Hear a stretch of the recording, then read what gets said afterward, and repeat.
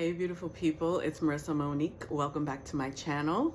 I was just pondering some planty things earlier and realized that it might be important to start going over a few things that I think are great tips for new plant moms and dads.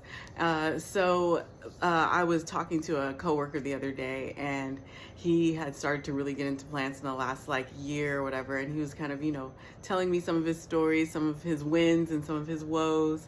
And so I said, oh, you should try this, and was just giving him some tips, and he was sharing things that he learned and telling me about how sad he was that, certain plants had passed away. And so I came up with a few tips. The first one is that we have a tendency to, when we first get into plants, to buy all the plants. We want to buy all the plants. It's not realistic. It's not reasonable. It's not good for your wallet or your bank account. So don't do that. There's no reason to buy all the plants. The plants will be there. And the most important thing is that you move slow.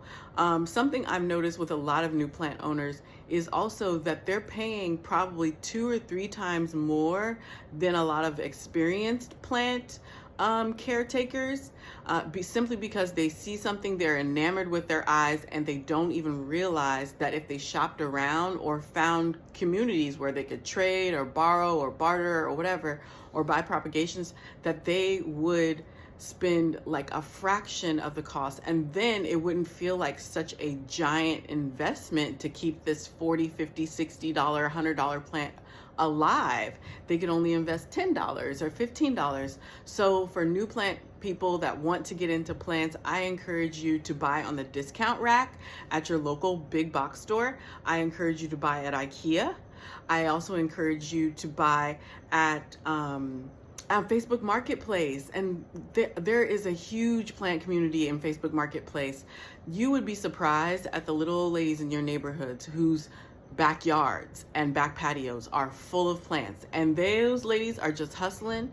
They are selling plants by the $5 and $7 price point, and it's amazing what they sometimes are even willing to gift you because they just want something off their hands. So I don't know how many times that I've contacted one of them, and then they say, oh, well, do you like one of these, or do you have one of these, do you want this, it's just little and blah blah blah, and then I end up getting a second plant thrown in that I knew nothing about, but that I learned to take care of. So then that's zero investment.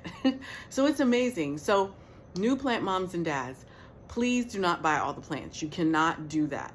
Buy a select couple, start with 2 or 3. There's also plant communities that have meetups where they'll have like plant adoptions or plant trades.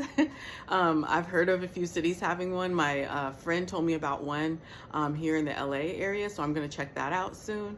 But there are ways to get free plants or very low cost plants. And so I would say start to write a list of plants that you feel like you're very attracted to, and then you'll eventually stumble on that plant, because that's how it goes. You kind of think it and then it is. It's amazing how that works.